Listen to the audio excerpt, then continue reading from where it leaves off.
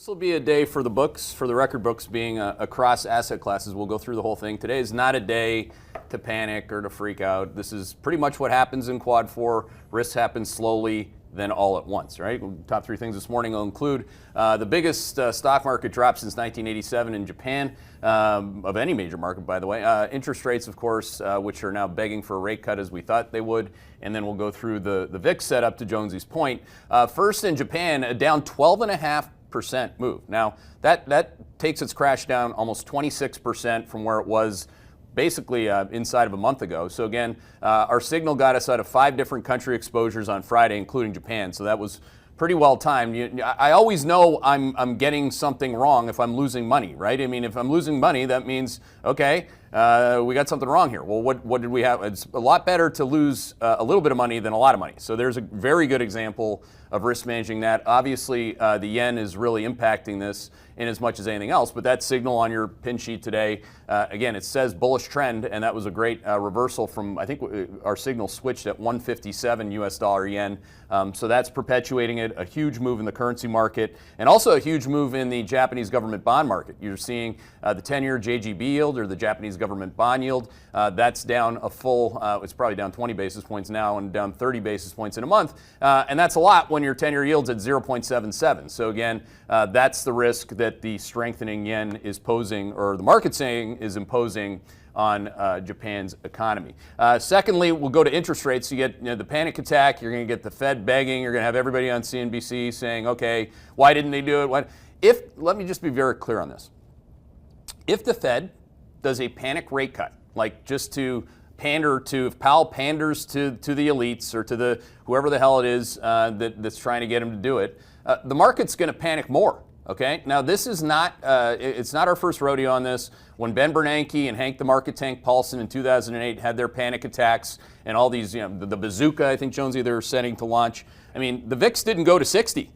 It went a lot. I mean, at one point it eventually had VIX, I think 85. But I mean, you end up in a place where the panic that you're begging for is exactly what we thought it was, which is commensurate with Quad 4 economy. If the Federal Reserve cuts interest rates, it cut interest rates last week.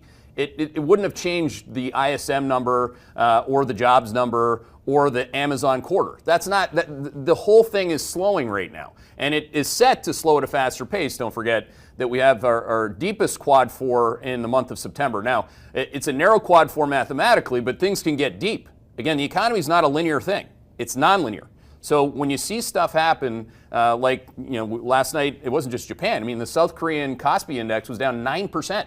Okay, so again, Taiwan was down a pile, down 8.5%. So again, when that happens, business leaders, CEOs, CFOs make different decisions. Okay, so you go from a narrow Quad 4 to potentially quite deep one from a consumer spending and confidence perspective. We'll have to see. But again, we have a process for that. We don't have to panic. We don't have to guess.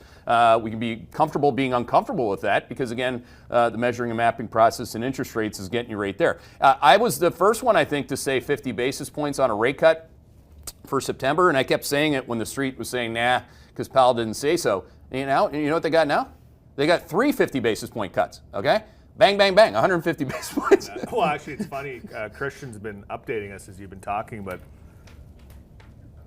so at 8:15 we had 9 rate cuts by end of 2025. We now have 45 minutes later have 10 by the end of 2025. I mean, it's nuts, incredible. Right? Now, that's the other thing is that if the Fed cuts, the market's already cut.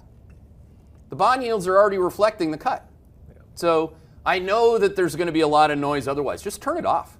It didn't help you coming in. If it didn't help you coming into this, I don't know why you'd look at that or listen to CNBC today or anything for that matter on the old wall to get you out of that. Okay, so again and again and again, the bond market prices in the cuts and then the Fed reacts. That's why we call it front running the Fed, not fighting the Fed. Front running the Fed, which is again to have multiple rate cuts. And to do that, you're going to have a very weak economy, okay? What else? And by the way, for anybody who tells me, and some of the clients will hear me now, I've been saying it, the Fed policy is not a two-legged stool based on what inflation and employment are doing. It's the third-legged stool, which is what's the S&P 500 doing, okay? Now, a lot of people disagree with me on that, probably because they hadn't seen 2008, or 2018 for that matter. I mean, Powell, as soon as the S&P dropped 20%, cut interest rates. So again, And again, I digress. They are certainly stock market centric, and the elites are all tied together in that. Finally, on the VIX, to Jones's point, we have a regime shift here in volatility. To review, there are 3 regimes of volatility: investable vol.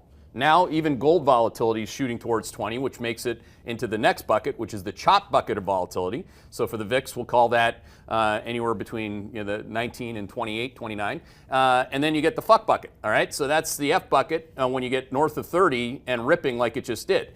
So you could put a double F on that thing, whatever it is. This is not going to stop until that not goes down, volatility. It's got to break down through 30, okay? So there's a lot of wood to chop here. On Friday, again, I said it as many times as I could in real-time alerts. I said the S&P 500's trend broke intraday Friday, okay? So if you didn't get real-time alerts, that doesn't mean that I didn't write that to subscribers. So that's a huge signal, okay? And 2, I wasn't buying anything.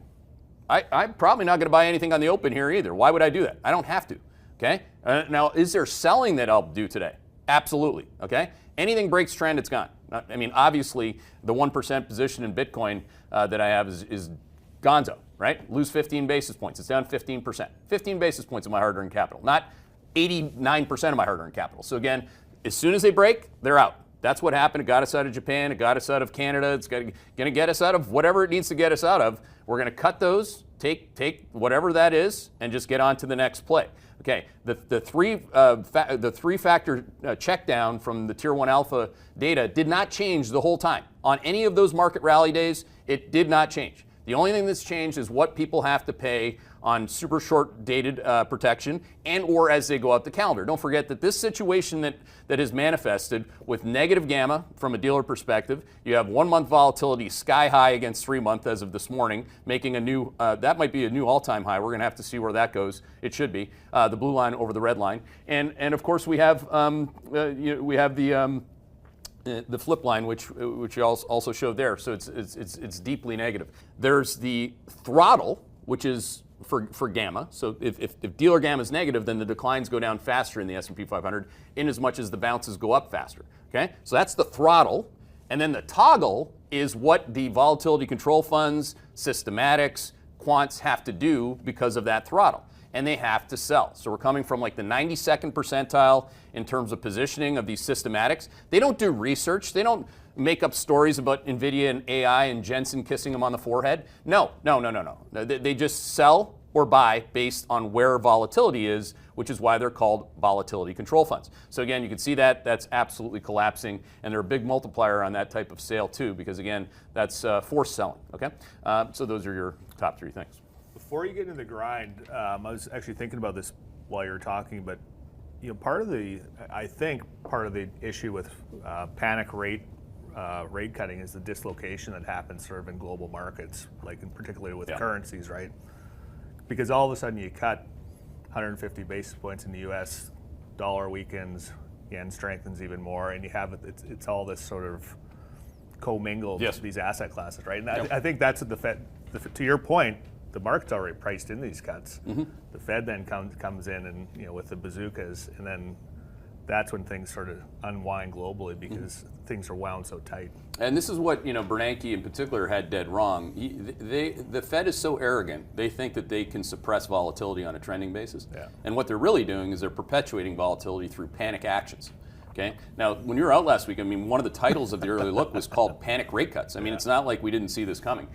So I don't wish this on anybody. I sincerely hope for one of you, however many people, 23,000 people working at the Federal Reserve.